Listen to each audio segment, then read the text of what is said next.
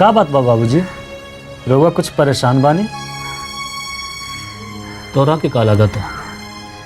हमके बहुत खुश होवे के चाहिए। मगर बाबूजी रउआ हमरे ऊपर काहे नाराज हो रहल बानी? इमे हमार कौन गलती बा? देखा बेटा, जो कुछ भी हो रहा बा इमे केहू के कोनो कसूर नहीं बा। बाकी बेटा, हमार 35 साल पुरान दोस्ती खत्म हो गई। हम वर्मा जी के ना भी ना कह पा रहा बानी और उनका कोनो मदद भी ना कर पा रहा बानी।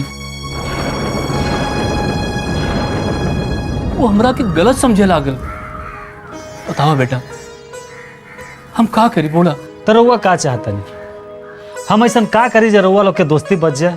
बेटा, हम चाहता नहीं कि तू एक बार जाके तनुजा से मिलला, सुन ला वो का चाहताड़ी। हमरा के मालूम बा वो का चाहताड़ी। का? वो चाहताड़ी कि हम मना कर दी शादी से।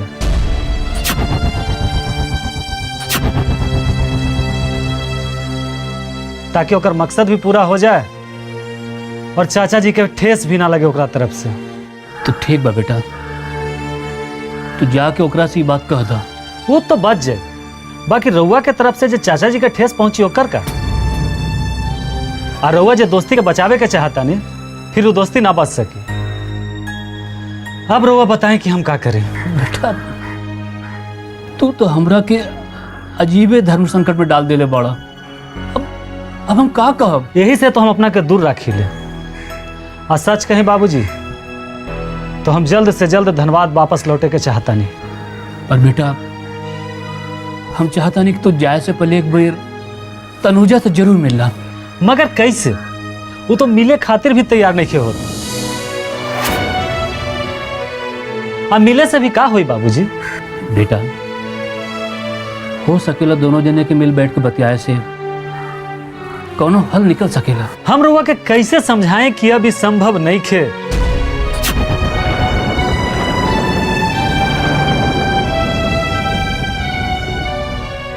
तो ठीक बा, जो तोरा मन में आवे कर, हमरा के हमरे हाल पे छोड़ दा, समझ ला।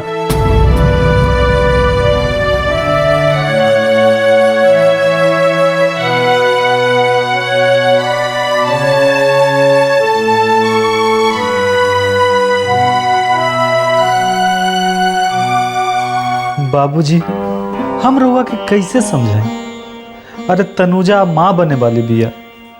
वो शादी के तय पागलपनी कह के दिल के समझा भी लेती, मगर ओकर पेट में पले वाला बच्चा, वो बच्चा के का करें बाबूजी? वो बच्चा के हम का करें?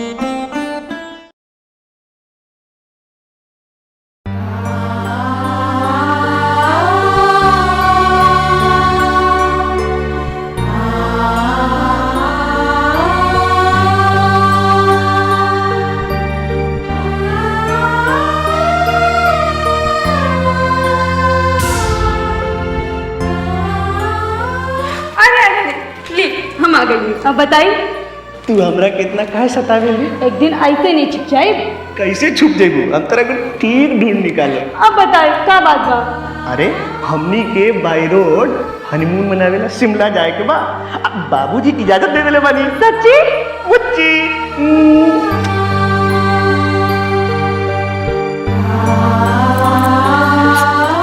अरे बाबूजी चली ऊपर चली।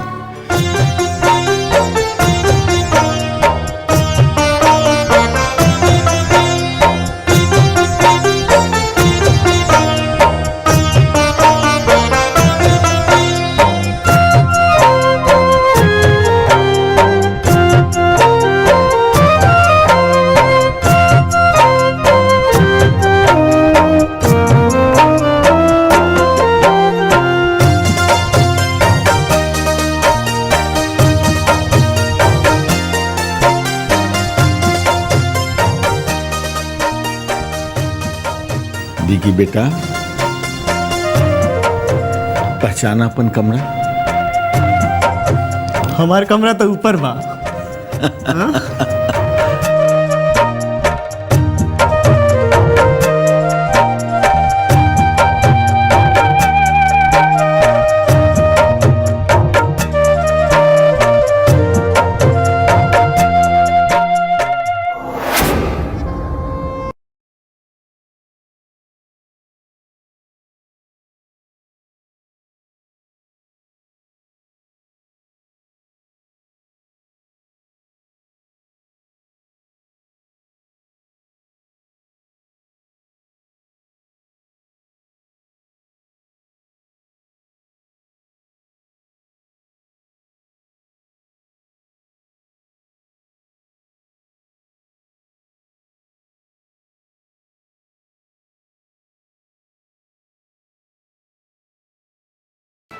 बाबूजी या पलटू भी। बाकी रउआ अभी ले बताऊनी ना कि हमरा यहाँ का खातिर बोलौनी है। रवा के शायद पता ना बा कि विकी बाबू के होश आ गेल बा। मतलब सीढ़ी से गिर जाला पे उनका सर पे चोट लग गेल बा। अच्छा। और ओकरा बाद उनका यादाश्त लौट आ गेल बा। ये तो बहुत खुशी के बात बा। अब तनुजा के घर आजीवन साथी दोनों मिल जाए। चला, ये खुशी हम अपना साथ लेके जा रहल बानी कि तनुजा जे कुछ चाहत रहली उनका के सब मिल गई।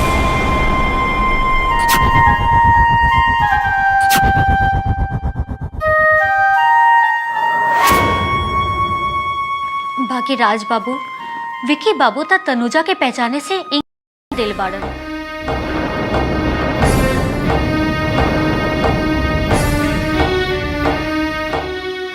तई में हम का कर सकीले बताएं? का हमार बात सुन के विक्की बाबू मान जाइए? तनुजा के पहचान ली हैं? ना, हम कुछ और कहे खातिर आइल बानी। कुछ और बताएं? अगर रउआ तनुजा के हाथ थाम लेती तो। का रउआ ई बात तनुजा से पूछ ले बानी?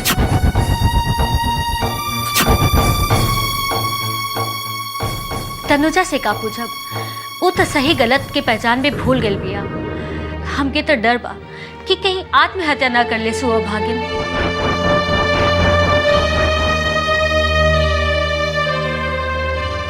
शुक्र बा, अब अगर तनु आत्महत्या भी कर ले तो कोई हमके जिम्मेदार ना समझी। राज बाबू, हम रउआ के तनुजा के दोस्त मान के मदद मांगे आयल बानी। बाकी रउआ तो तनुजा की जिंदगी के मजाक बना देले बानी। हमरा से गलती भइल जे हम रउआ मदद मांगे आईनी।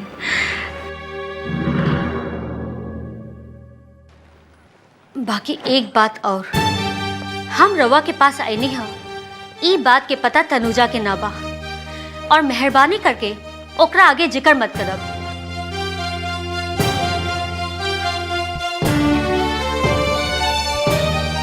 हम जाना तानी सुमन जी, तनुजा मरते मर जाई, बाकी हमार मदद कबो न ली, ना अपन जीत छोड़ी। अरे हम तो तनु के अपन जान से ज्यादा चाहिए, मगर तनु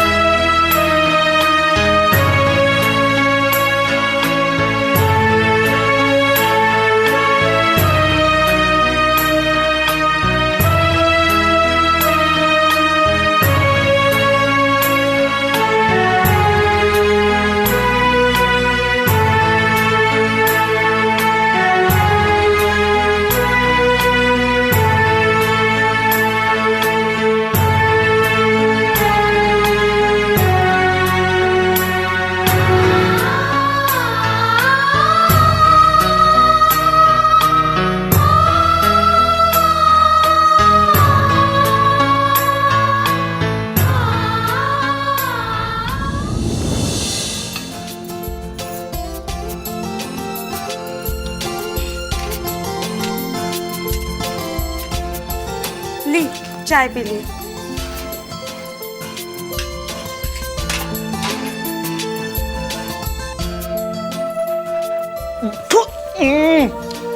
चाय में नमक? हाँ, तबीयत खराब हो गई ना, आज ऑफिस ना जाए ना जाए। चाय इ तोहार करामात बा।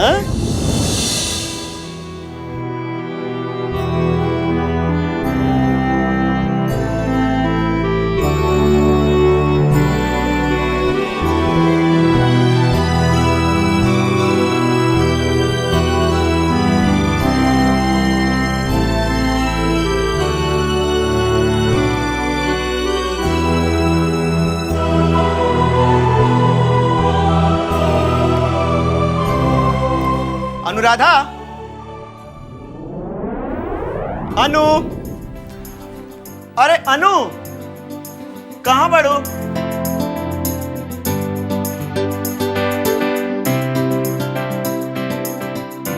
देखा, तारी लुक्का छिपी वाला खेल हमरा बिल्कुल अच्छा ना लगेला। अरे तरह के एगो नीमन बात बतावे के रहला हमरा।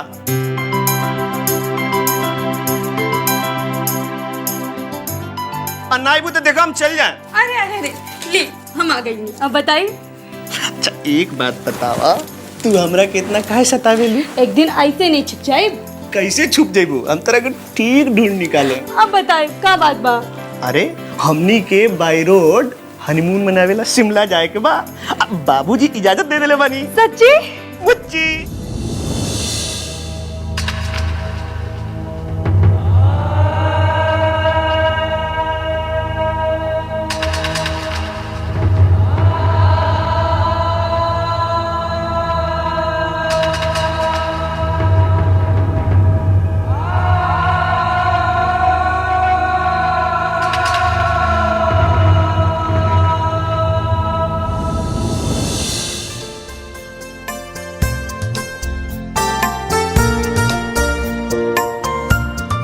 अनुराधा, अरे घड़ी द ना अरे द ना जल्दी जाए के हमरा नीचे बाबूजी इंतजार करे तनी। ना ना ना दे।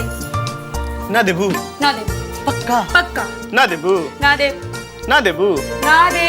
अच्छा ना देबू? ली बाबा ली। हाँ? ली। अब? ना। हाँ? अब? ना। अब? ना।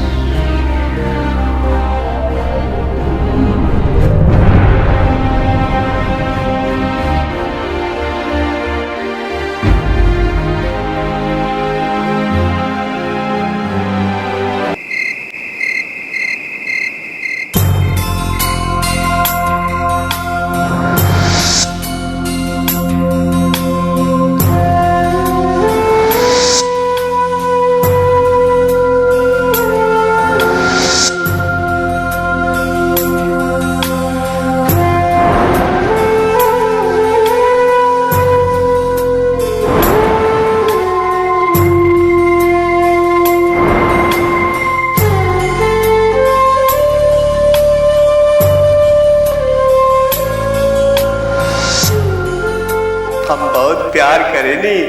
केकरा से? बाबूजी के, माई के, अपरी के। अच्छा बताई तो हमरा और के हैं? हम जानता नहीं, तू हमारा हो। हम राउर जीवन संगिनी हैं।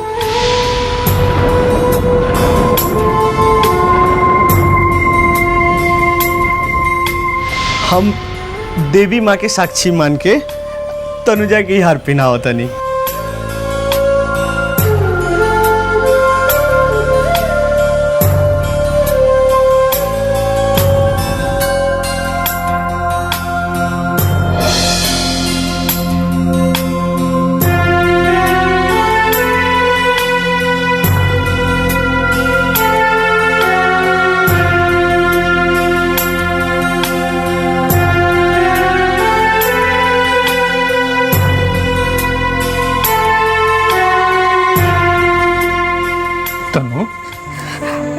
कहे बैठल बड़ू? अरे शीत पड़ता, तबीयत खराब हो जाई बेटी। का बात बा बेटी? जब से तू हिजा से आइल बड़ू एको बार हमरा से बातों ना कैलू हा। का नाराज बड़ू हमरा से? का बात बा? काहे नहीं खूब बोलत? अरे काहे रो रहल बड़ू?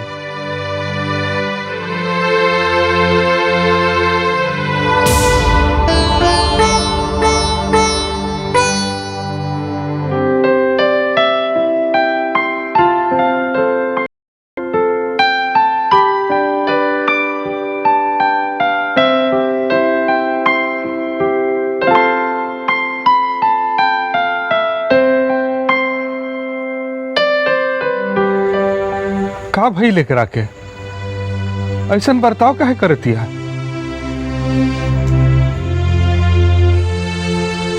एगो बात कही जी, रुआ नाराज नानू है। कहा ना? आज सवेरे जी महादेव भैया कहलन वो बात पे जरा गौर करी।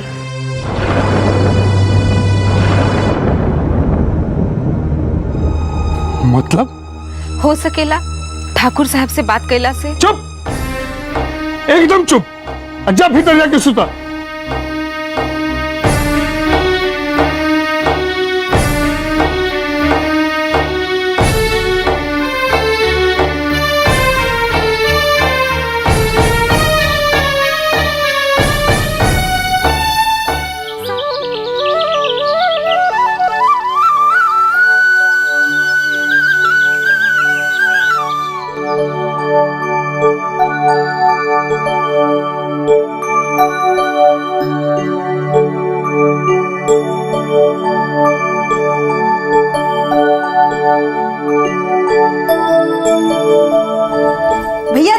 भैया जी ली राउर चाय। ओहो लावा लावा लावा। छोटका बबुआ मलकाइन कहली हा कि रात में का खाई रवा से पूछ ली। हाँ हाँ बेनू ना काका, महाराज जी कहला ना। अरे बेनू ना रे, मेनू मेनू बोल। हाँ हाँ उहे हुए ना बोल मेनू। मीनू। मीनू ना मेनू।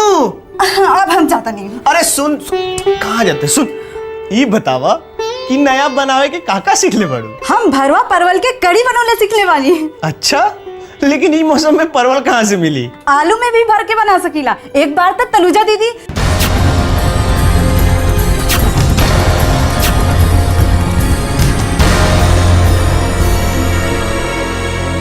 तनुजा ई नाम तो हम पहले भी सुन चुकल बनी।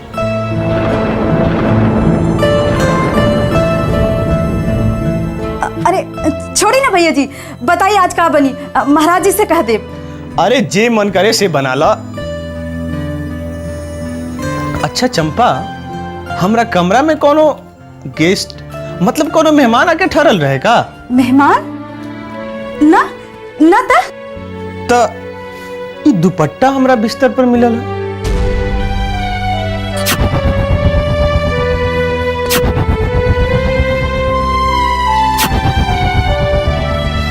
के कर रही?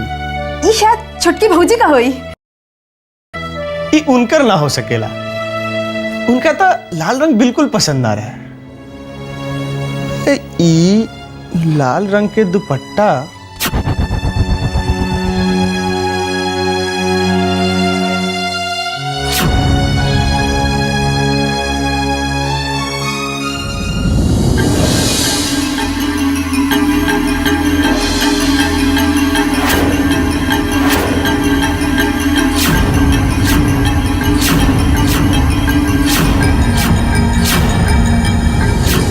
भैया जी ना कुछ ना।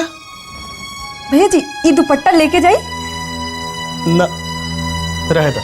एक काम करी बउआ जी, नीचे चली, सब लोग नीचे वालन एक साथ बैठ के हंसी ठट्ठा कर बहुत दिन हो गए। चली, मलकार के भी अच्छा लगी। गिरी अंकल, हम कुछ दिन अकेले रह के चाहते हैं। हम बहुत बिखर गए बनी। हमरा अपना आप के समेटेला कुछ वक्त चाहिए ताकि हम फिर पहले जैसन हो जाए। रहुआ जाए।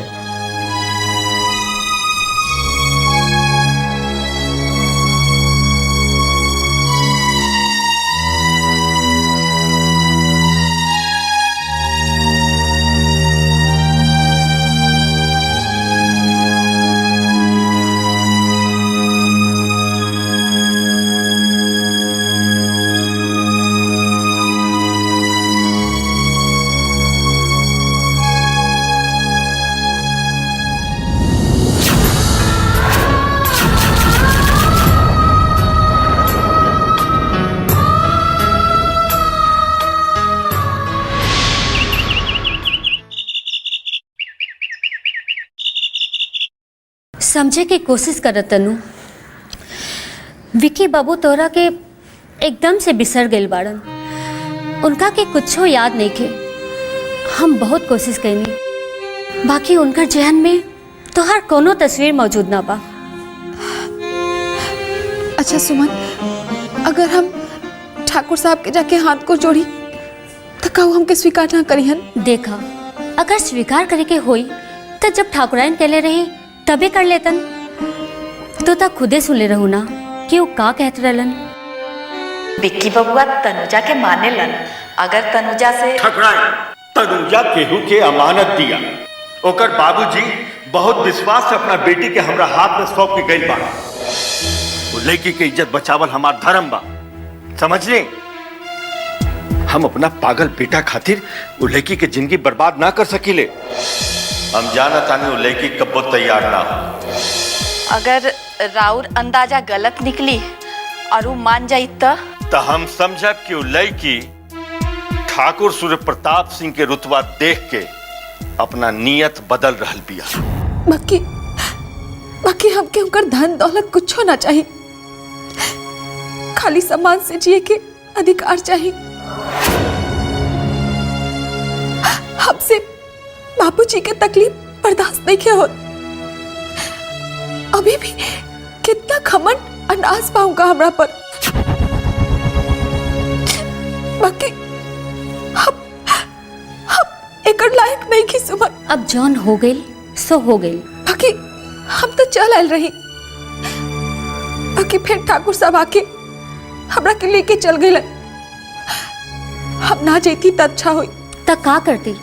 सिनूर तो ठाकुराइन मिटा देले रही तो राज बाबू से ब्याह कर लेती, यही ना? वो तो अब हो सकेला, खाली तू एक बच्चा गिरा दा। सुमन, ये तू का कहत अड़ू? हम बहुत स्वाभाविक बात कर रहल बानी। तोरा के समाज जिए ना दी और ना तोहार परिवार कबो माथा उठा के जी सकी। दुई गो बहन बिया, कौन ब्याह करे घर में? हम उनका से बहुत प्यार करीले। करी निशानी के हम मिटा दी तो मर वह ठीक हो। तनु, अच्छा एक काम कर, तू एक पे राज बाबू से मिल ला। वो का करियन? वो दोस्त पाड़न, कोई ना कोई उपाय तो निकाल सकी ना। ना सुमन, हम उनका से ना ई ना करब वो ना करब तो का करबो तू? सबके परेशान। अब चुपचाप तू उहे कर जे हम कहतानी।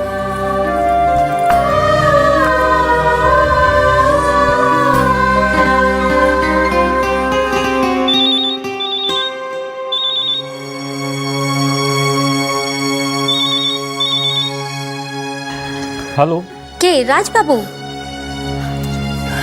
हम सुमन बोल रहे बानी।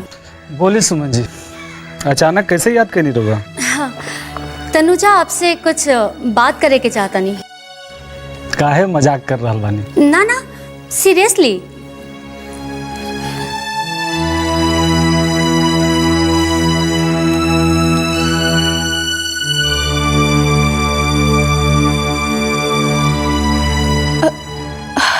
हेलो, कैसन बाड़ू?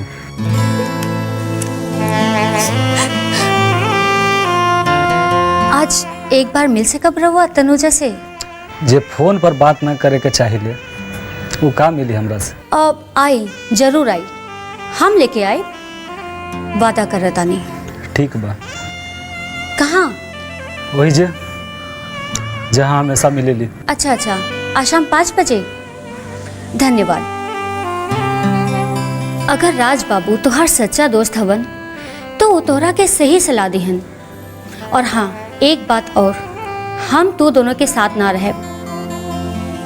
ये फैसला तू दोनों के खुदे बैठ के करे के पड़ी। दूसरी कि आज शाम के हॉस्पिटल जाए के बा। हम जाता नहीं, जहाँ राज बाबू होयन उहे जगह तय बा। चल जाइह। हम चाची से कह के जाता नहीं कि वो तोरा के ना रोकी, ठीक बा? अब रोल धोर बंद करा। हाँ, चल।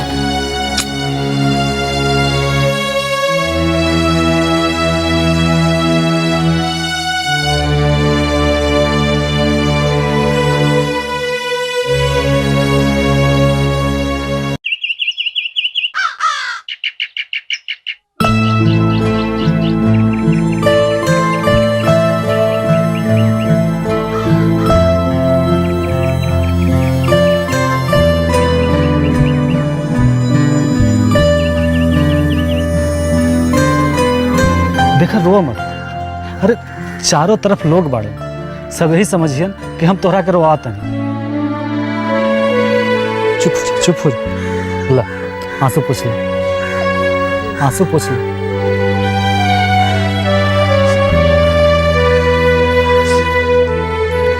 अब देखा हमरे तरफ। नाराज, ये हमसे ना हो सकी। बाकी तू तो कोनो गलती ना कैलू, फिर काहे नजर चुरा रहल बाड़ू? हम राहुल और चाचा जी के सपना तोड़ देले बानी। हम राहुल गुनहगार बानी। बाकी हम रहुआ के धोखा ना दे सकीले। यही से सब कुछ सच सच रहुआ के लिख देले बानी। यही तो तहार खासियत बा तनु, तुम्हारी सच्चाई। बाकी हम तो इस सच्चाई बर्दाश्त कर ले, बाबूजी भी कर ले बाड़े। बाकी चाचा जी खातिर इस सच्चाई के बर्दाश्त कैल शायद संभव ना होखी। यही से तब हमरा मदद चाहता नहीं कि रउआ जाके बाबूजी से कह दी कि हमरा से ब्याह करे खातिर रउआ तैयार नहीं की। झूठ कहा? झूठ कहा बा? झूठ ही तो है तनुजा। अरे हम तो अभी भी तैयार बानी ब्याह करे खातिर। राज बाबू, ये रउआ सच्चाई बा तनु। दो परिवार के दोस्ती, इज्जत और संबंध राखे खातिर यही एक उपाय बा। कुर्बानी देवे के चाहता नहीं। काहे कुर्बानी कहा ताड़ू? अरे प्यार काहे ना? हम अभी भी तोहरा से प्यार करिल तनुजा। राज बाबू,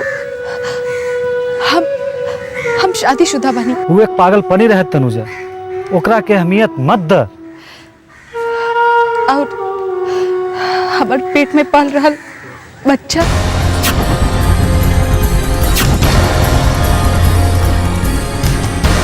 अरे आज के दिन में कोनो समस्या ना बा तनुजा, आ केकरो एकरा बारे में पता भी नहीं खे। आज सुमन बिया ना, वो हमनी के काम आसान कर दे। हमनी अगला महीना शादी करके धनबाद चल जाए, के जानी। राज बाबू, हम चला तनी। मतलब तो हमारे प्रस्ताव से राजी नहीं खो? सोचब।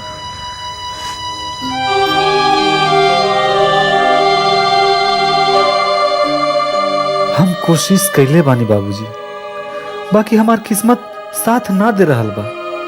हम का करें?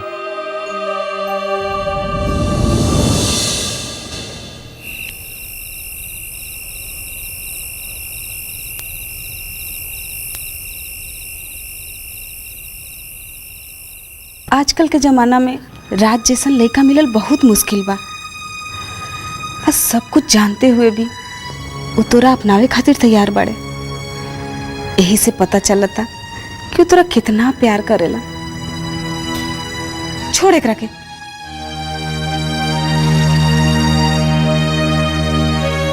बाकी माई, वो चाहता है ये बच्चा के हफ्ते में गलत का बा। ई बच्चा रही तब जिंदगी भर तू दोनों जना के दूरी बनेले रही।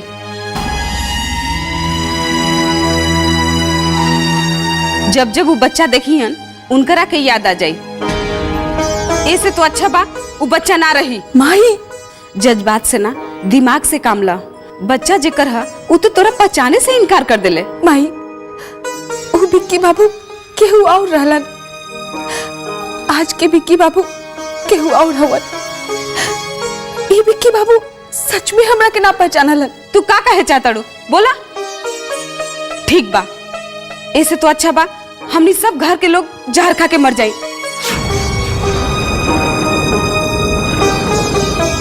शायद यही ठीक होई। ऐसे कि तू मर जेबू तो हमनी के समाज जिए ना दी। अब जे करे के बा उ करा। माई, अगर हम तोनी लोग से बहुत दूर चल जाई तो तोनी लोग के कोनो दिक्कत ना बना। एक बार तू अपने बाबूजी से कह के तो देख। जान ले ली हन तोहार, इस संभव नहीं खे। तब का करी माई? जिंदगी भर राज बाबू के एहसान के नीचे दब जाई। ठीक बा, तू अपना बारे में सोच और केहू के बारे में सोचे की जरूरत नहीं खे। जिंदगी भर तकलीफ बर्दाश्त करल हमार नसीब बा।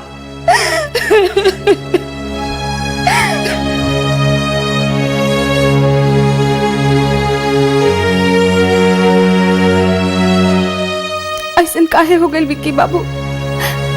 रउआ हमके भुला देनी, राउर परी के भूल गई नहीं रउआ।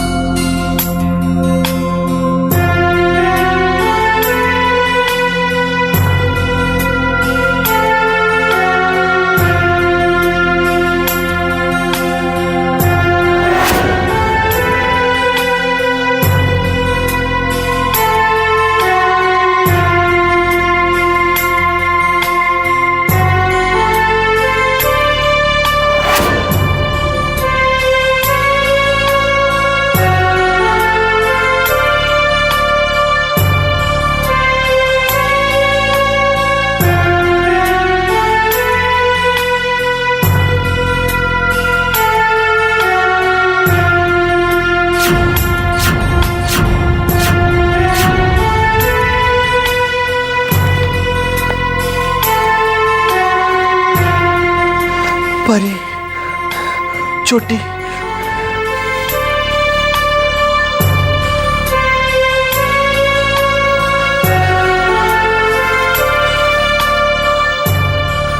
अनुराधा, मैंने तुम्हारे प्यार को नहीं चुराया, वो तो यूं ही मेरे आंचल में आ गिरा।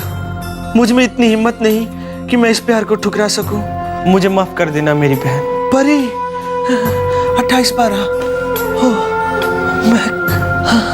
हम कहाँ रहनी?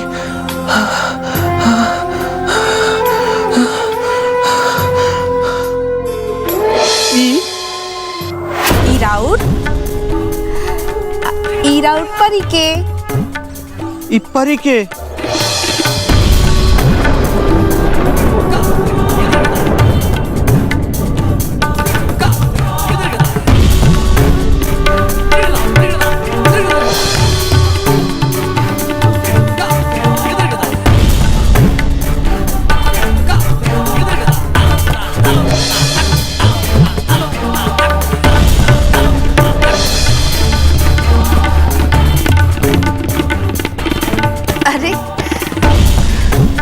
का बात बा?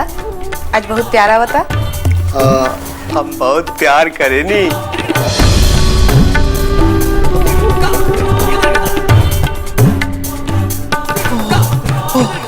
Oh my God! ओह बाबूजी, बाबूजी, बाबूजी, बाबूजी, बाबूजी, बाबूजी, बाबूजी, बाबूजी। मलिकार, विक्की बबुआ बेर बेर कुछ जाने के खोजे कोशिश कर रहा बड़ा। कुछ बताई तो नानू। हाँ बाबूजी, बाबूजी। विक्की, का भइल बेटा? माई, तनुजा कहाँ बड़ी? तनुजा? के तनुजा? बाबूजी बताई, कहाँ बड़ी तनुजा? हमर परी के कहलस? हम पूछा तानी के कहलस तनुजा के बारे में? बाबूजी, कहे के जरूरत नहीं है, हमरा सब कुछ याद आ गइल बा। हम उनके से मिले के चाहते नहीं। विकी, यहाँ बा, बेटा तहरा से कुछ कहे के बा। देखा बेटा, तनुजा तोहार देखभाल करे खातिर आयल रहली है और अब चल गई। ओकर बियाह तय हो चुकल बा। ओजा तोहार गई ठीक ना हुई। बाकी ओकर बियाह ना हो सकेला बाबूजी। विकी,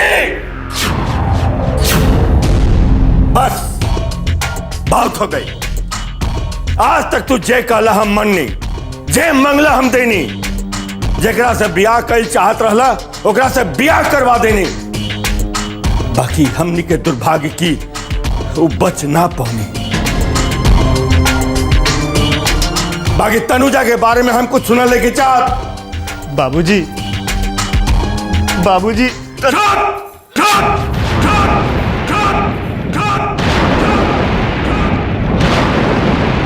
एकदम चुप।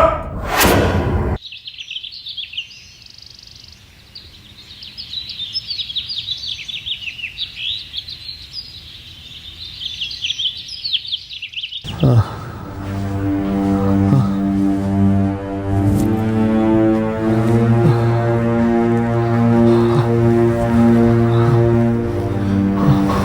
तेज बुखार बा। जाई ना जी, मोड़ पर मधुसूदन डॉक्टर बैठल हुई हैं, जाके देखा आई ना। ना, अब कुछ अच्छा नहीं लागत। अब ऐसे ही में अगर मौत आ जाए तो कितना अच्छा हुई।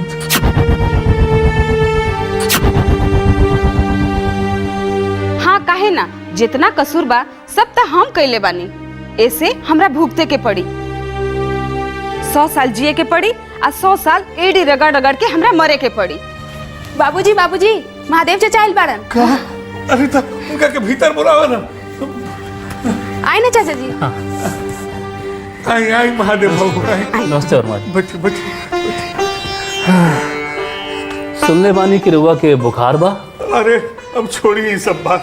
अरे अब तो चला चली के बेला है। ए यार, इतना जल्दी के जाए दी रउआ के? अब है तो बहुत कुछ करे के बा, बेटी भी है के बा।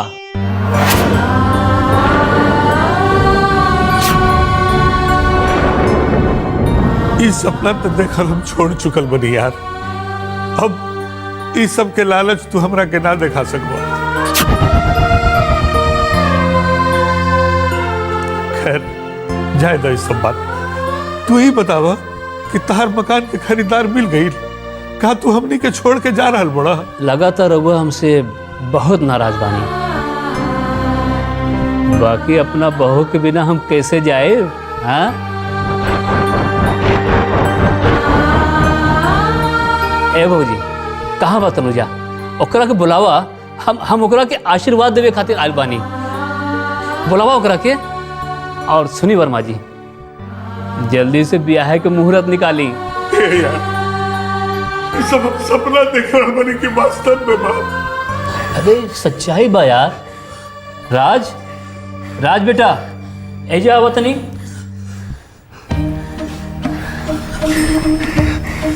झुक झुक जिया बेटा। खुश रहो बेटा, खुश रहो। बेटा का तनुजा के अपनावे खातिर तू सचमुच तैयार हो गईला? हाँ ए भौजी, एमा पूछे वाला कौन सा बात बा? जाए जल्दी से घर से 11 रुपया लेके आए और 6 के लिए अपना दामाद के 1 रुपया में चल जाए। हाँ अभी जाता नहीं। झुक झुक जिया बेटा, झुक झुक जिया। बाकी हम कैसे शुक्रिया अदा करी यार? का भइल रहे जे कल तक कुछ और ए यार छोड़ी ना। अरे रात गइल बात गइल।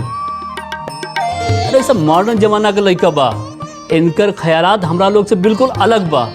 बहुत बहुत उदार ख्यालात के बा सब। बेटा राज, तनी हमरा पास आवा, तहरा से गला मिलके हमर करेजा जुड़ाई। आवा बेटा आवा।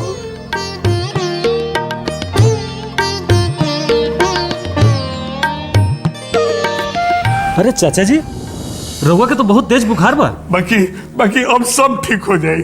कुछ ठीक ना हो, चलिए रउआ डॉक्टर लगे। ना ना, चिंता करे के जरूरत नहीं है। चिंता करे के जरूरत बा। अरे आजकल मलेरिया बहुत फैलल बा। अच्छा ठीक बा, अगर रउआ ना जाए तो हम जाता नहीं, डॉक्टर के यही से बुला के ले आ रहा। अरे ना ना ए बेटा, अरे सुना राज, ए हम अभी आ रहा बानी।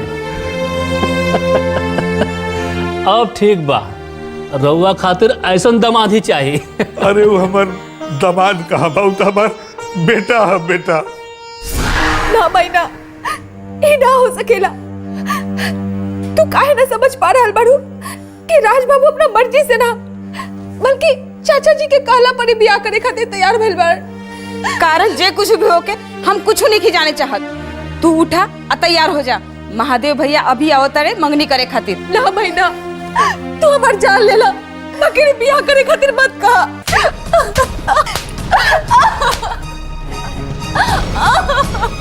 चुपचाप तैयार हो जा, बहुत तोहर मनमानी हो गई।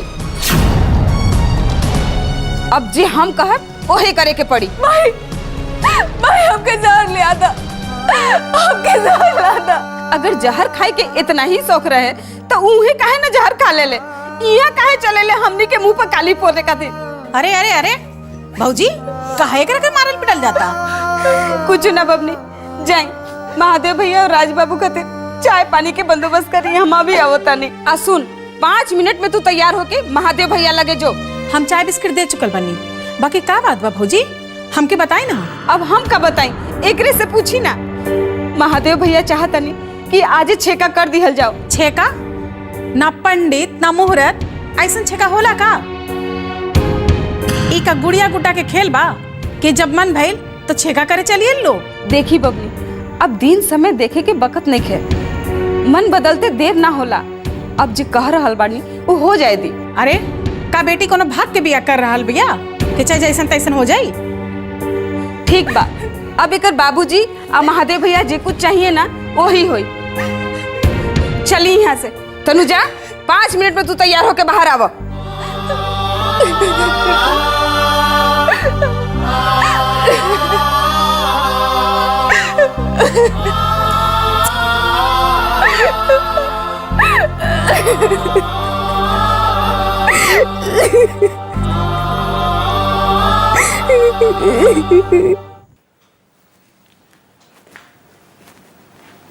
जी प्रणाम ठाकुर साहब। प्रणाम प्रणाम। जैसन रउआ कहले रहनी हम सब कुछ ठीक वैसे ही कर देनी। वो लड़की के कोनो शक त ना भइल? जी ना, कहे से कि मोबाइल पर रंजीत बाबू से बात होला के बाद सारिका तो नाम से भी नफरत करे लगली है। ओके के ही चाहिए ना तो लड़की फिर होकर जिंदगी में जहर घोले चल आई। ऐसा लड़की के हम बहुत बढ़िया से पहचानी ले शंकर। अब तो दोबारा लौट के आवे के कोनो चांसे नहीं के ठाकुर साहब, कहे से कि हम ओकरा बम्बई जाए वाला गाड़ी पर बैठा के आयल बानी। अब वो विक्रमगंज लौट के कभू ना आए। हम जानत रहे शंकर, हम जानत रहे ये सब रुपया के खेल बा, ये प्यार मोहब्बत ये सब ढकोसला बा। जैसे लड़की के रुपया मिलल लड़की फुर्र हो गई। और का बोली, बेटी के बियाह करके भी तो देख लेनी, इंसान दौलत खातिर कितना कितना पैतरा अपनावेला, ईमान इंसानियत सब भूल जाला। सब केकरा ऊपर भरोसा करी हम शंकर, केकरा ऊपर भरोसा करी? केहू एगो लाचार लड़की के मोहरा बनावेला और केहू मानसिक विक्षिप्त इंसान के। ई रउआ केकरा बारे में कहता नहीं ठाकुर साहब? जाए दो शंकर, जाए दो। बाकी एक बात तो तय बा कि अब हम अपना इज्जत और जज्बात से केहू के खेले के मौका ना दे ना। अच्छा हम चलता नहीं ठाकुर साहब, प्रणाम। ठीक बा, हम हूँ आराम कल चाहता नहीं जी। अरे विकी, का बात बा? केकरा बारे में बात कर रहल बानी बाबूजी? उ लड़की कौन बिया? वो हम बाद में बात करब। बाबूजी, रउआ तनुजा के गलत समझ रहल बानी। उ अच्छा लड़की बिया। उ दिन उ हमरा से मिलल रहे अस्पताल में, उ हमरा से कुछ कहे के चाहत रहे, लेकिन हम ओकरा के पहचान ना पैनी। लेकिन आज लागता कि विकी, तनुजा ई घर में मुलाजिम बन के आयल रही है, ओकर काम खत्म हो गई और वो चल गई। वो दूसर के अमानत रही है, ओकरा ओकर जिंदगी जिए था। और एक बात और कान खोल के सुन ला, दोबारा हम ई मामला में कुछ सुनल नहीं चाहत। का भइल? माई रउआ बाबूजी के समझाई ना। हम तनुजा से एक बार मिले के चाहतनी। ओ दिन उ हमरा से कुछ कहे के चाहत रहे, लेकिन हमरा के ना पहचान पैनी माई। बस एक बार रउआ हमरा से मिला दी, ना तो हम जमीन हमरा के जीवन भर का चोटी माई। अब चुप रहल ठीक ना होगी। आज चाहे जे कुछ भी होई, हम ना मानब।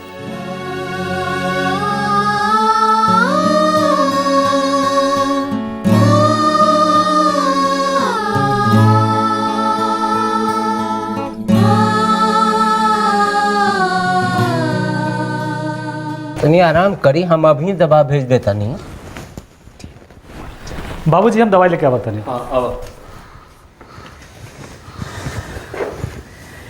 ए मास्टर जी, डॉक्टर जैसन जैसन हिदायत देले बाड़न वैसे ही सब करे पड़ी। ना तो ब्याह के पहले ठीक ना हो पाए, ये हम कह देता नहीं। अब रोबो डांटे लगनी हमरा के। अरे हम तो कहिए चुकल बनी कि हम समय पर दवाई खा ले। अच्छा अच्छा ठीक बा, अब चलिए सोच जाई। अरे आज छोड़ दे।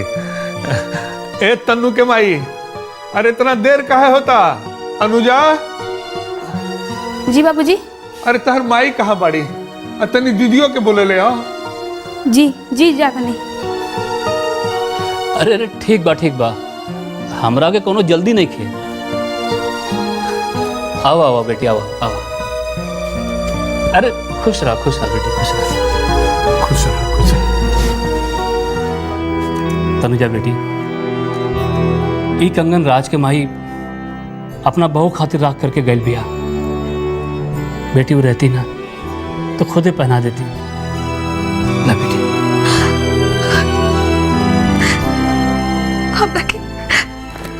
हमरा के क्षमा कर दी चाचा जी, हम एकरा लायक नहीं की।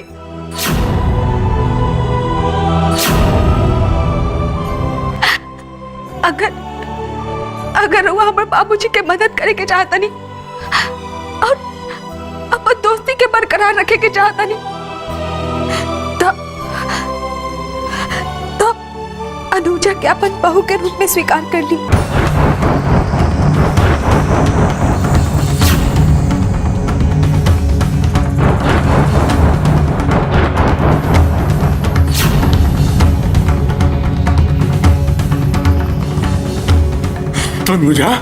तनुजा तोर दिमाग खराब हो गई बा। चाचा जी रहुआ तो समझ रहल बानी ना कि हम कहाँ कहे के चाहता नहीं।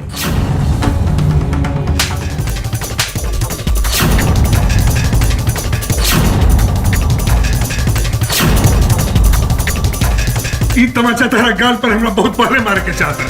हम ही तहरा लाड़ प्यार दे के अपन कपार पर बैठा ले रही। अब बहुत हो चुकल, अब ना होई बर्दाश्त। बस मास्टर जी बस, बचपन के खिलाफ जाके कुछ भी करल ठीक नहीं खे। तनुजा बेटी ब्याह ना करे चाहत तो ओकरा पे दबाव डालल ठीक नहीं खे।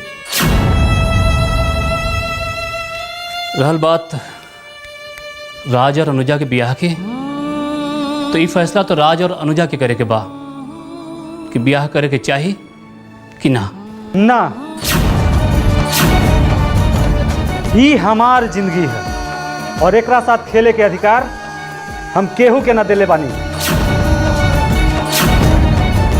अगर तनुजा हमरा से शादी ना करे के चाहताड़ी तो कोनो बात नहीं थे। चली बाबूजी। बेटा मत बात सुनी। देखी बाबूजी, अब रहुआ के हमरा खातिर और ज्यादा अपमान सहे की जरूरत नहीं है। चली यहाँ से प्लीज। बेटा बात सुनी।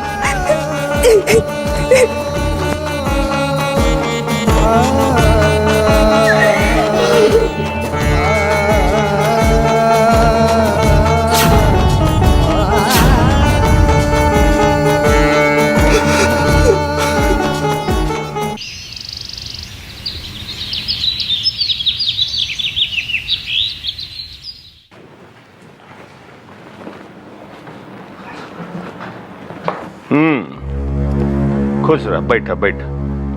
बोला काय खातिर मिले आइलू है? जी लगता हम तोरा के पहले कहीं देख चुकल बानी। हम तनुजा के दोस्त थे, सुमन वर्मा, जीपी हॉस्पिटल के नर्स। तनुजा की राउर हवेली में डॉक्टर सिन्हा के कहे पे हम ही भेज ले रही। तब बोला हम तोहार मदद कैसे कर सकिए? ठाकुर साहब, मदद हमके ना तनुजा की चाहिए, यही खातिर। ओह अच्छा, तनुजा के ब्याह खातिर जो रुपया चाहिए उहे लेबे आइल बड़ू। अरे केहू बा, तनी हमार चेकबुक का कलम ले आवा। जी ना, हम रुपया खातिर ना आइल बानी। तब का विक्की बाबू रवा से कुछ न बतौनी? हाँ का हम पूछे तानी कि का ना बतौलन है विक्की बाबू?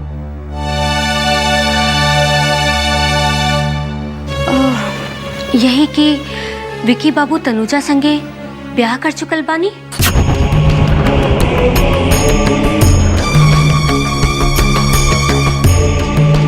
लड़की उठा, बाहर जा। हम कहता नहीं बाहर जा।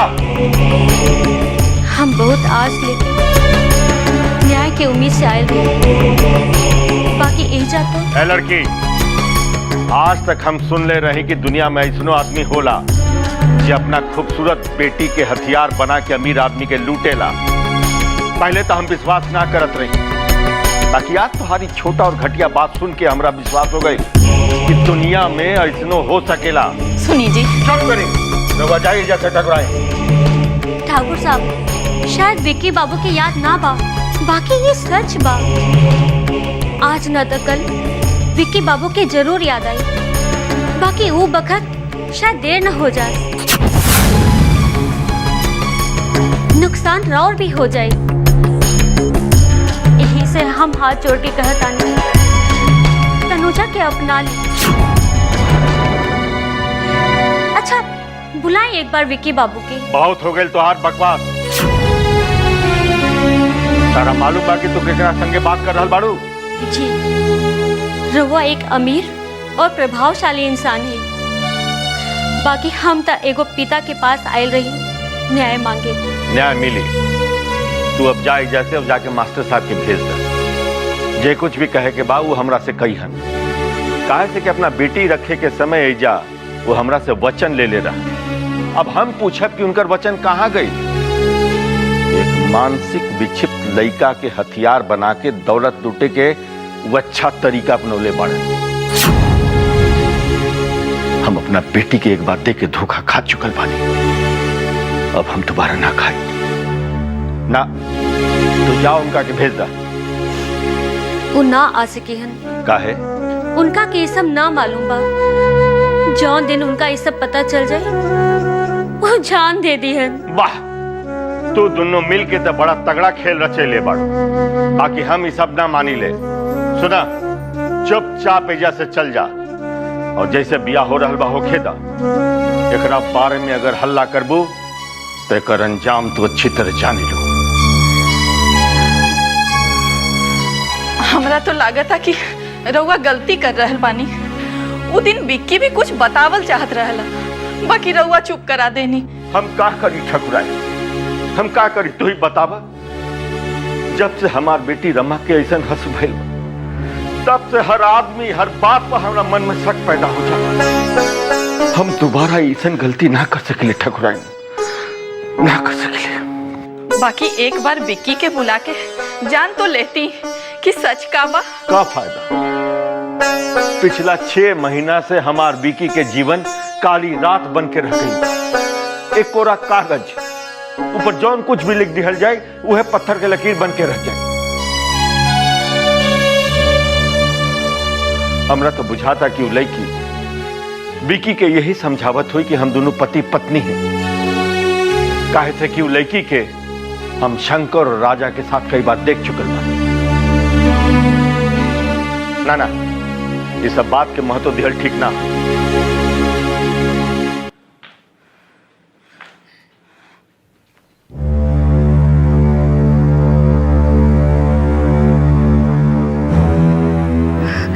माई, पता ना, हमरा के ऐसा लगा था कि वो लड़की ठीक कहती है। भैया जरूर तनुजा के अपन जीवन साथी बनौले हुई है। काहे कि वो दिन हमार मांगे के सिंदूर दिखा के कहत रहलन कि तनुजा के मांगे के सिंदूर कहाँ बा। हमरा साथे जे कुछ भइला उहे कारण से बाबूजी तनुजा और भैया के भी गलत समझ रहल बाड़न। ऐसा ना होके कि हमार वजह से वो लोग की जिंदगी भी बर्बाद हो जाए। हम का कर सकिले बेटी? हम तो ये बियाह के कब्बो ना झूठला पाई। काहे से कि हम गवाह बानी कि विक्की तनुजा से बियाह कैले बा।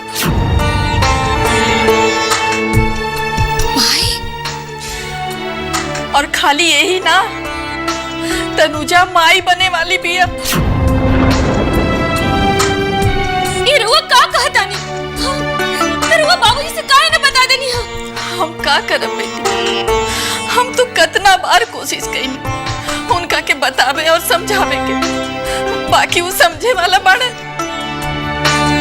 तू तो जाने लू, उनकर गुस्सा के आगे हमेशा से हम ही हारत रहनी है। बाकी भैया काहे चुप बानी?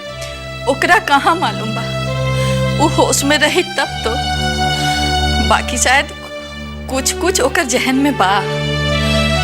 बाकी ई सच्चाई तो ओहो ना जानेला। ना माई, ये बहुत अन्याय हो रहल बा। हम ऐसा नहीं होके देव। कोनो हाल में भी रउआ के ये बात बाबूजी के बतावे के पड़ी।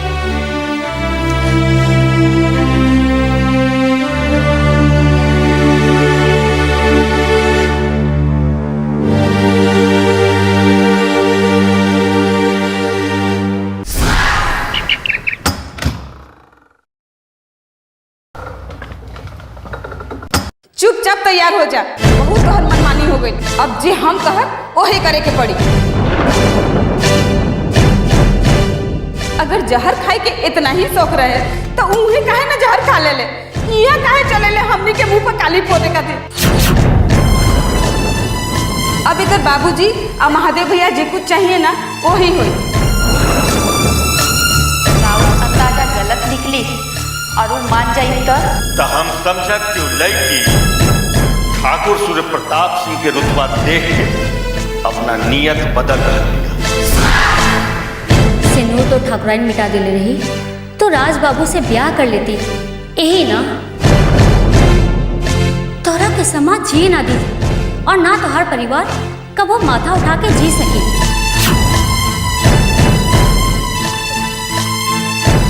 हमरा के माफ कर दी बाबूजी, हमरा के माफ कर दी।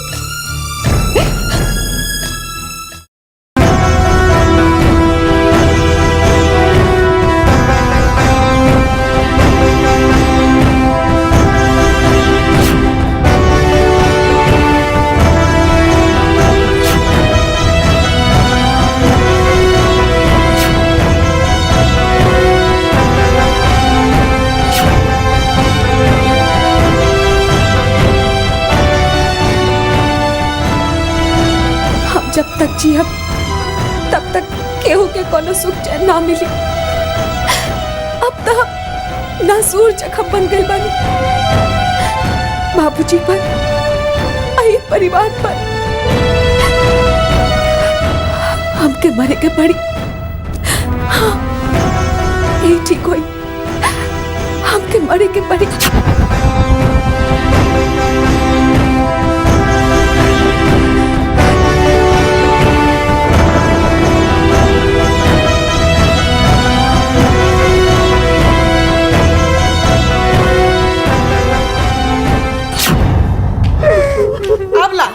घर में का कम मुसीबत रहे क्या ठाकुर साहब ही पधार गए? ठाकुर साहब? हाँ। अचानक तनु के भाई देखा तो नहीं देखा। अब हम का देखी जी? ठाकुर साहब रवा अचानक कैसे? कहाँ बाड़ी हो लड़की? हम पूछा तानी कहाँ बाड़ी हो लड़की? क्या बात पर ठाकुर साहब? पहले तनिया स्थिर होके बैठी। ना, हमें जा बैठे नहीं खियाई। वो लड़की के बुलाई, तनुजा के हमरा सामने बुलाई। के तनुजा का कहले बिया? तनुजा का कहले बिया? अरे पूछी कि का ना कहले बिया। लड़की चोरी कर लिया।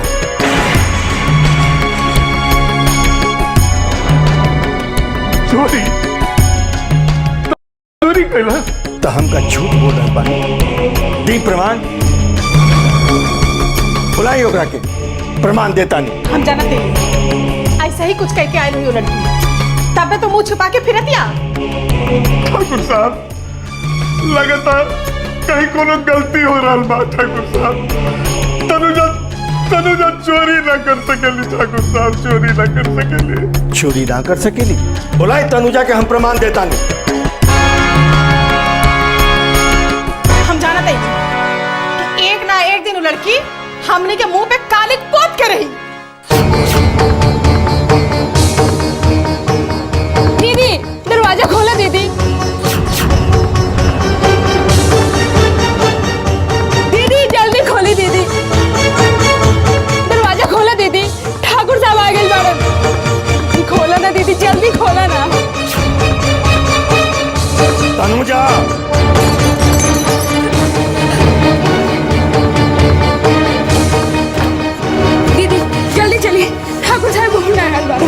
जल्दी चली दीदी, ना जाने काका बाबूजी से कहता रहे। दीदी जल्दी चली।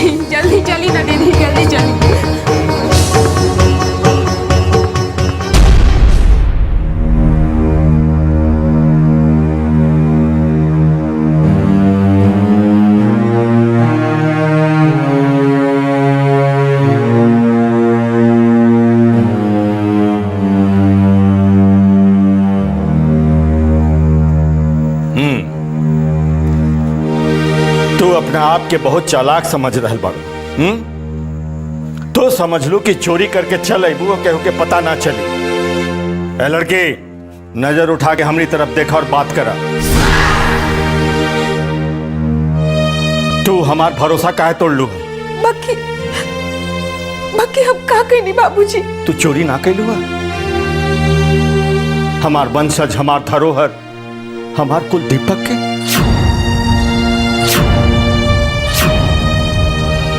बता, ये तोहरा लगे नहीं खे? अरे बेटी, तू ऐसा काहे कैलू? काहे ना बतैलू हमरा के? बोला।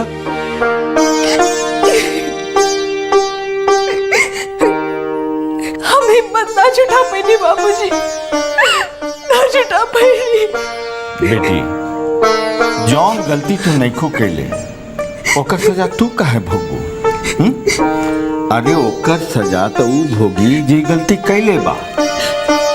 अरे के बा? बुलावा वो बंदर के जे गलती कैले बा। ओकरा हाथ में ओकर कीमती मोती के माला सौंपे के बा।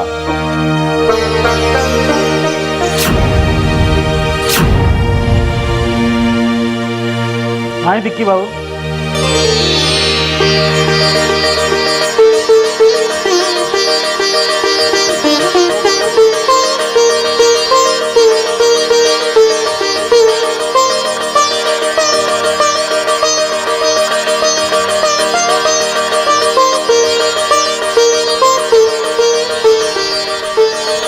मास्टर साहब,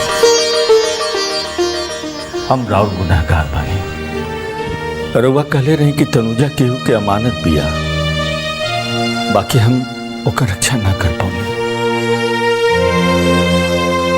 हम चाहता नहीं कि रउआ अपना बेटी के हमरा बेटा विकी के हाथे सौंप दी।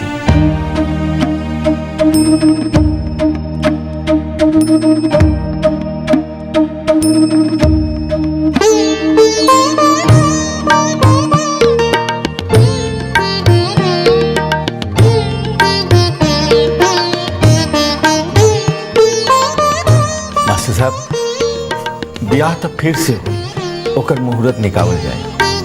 बाकी हम चाहता नहीं कि अपने घर की लक्ष्मी के हम साथे ले जाएं। हम का कहे ठाकुर साहब, हमरा पास तो अल्फाजे नहीं है कुछ कहे के। हमरा के तनुजा सब कुछ बता दिली है। हमके भी मालूम रहे।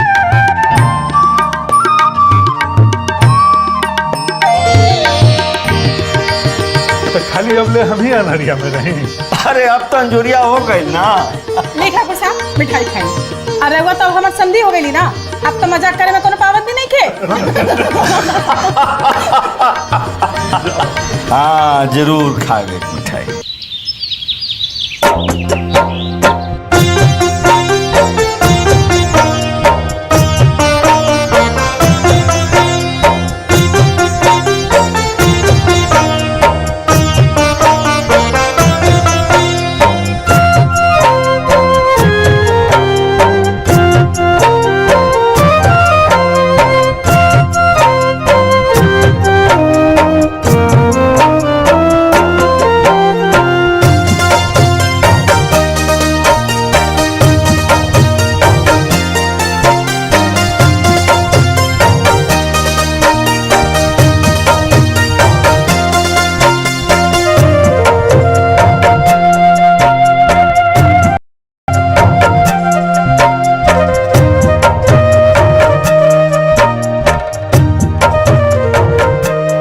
हमार करेजा पे से बहुत बड़का बोझ उतर गई बेटी।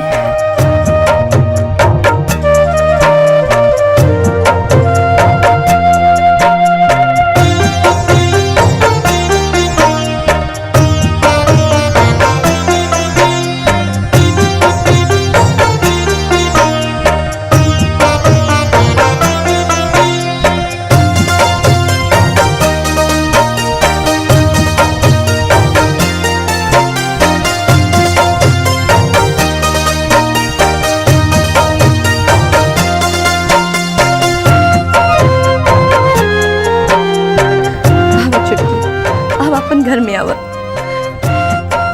दीदी, हम रउआ खातिर एगो तोहफा ले आइल बनी। अच्छा का लाइल बारू? हमार कोख में जन बच्चा पला था वो रउआ के माई कही, रउआ गोदी में खेली। तनुजा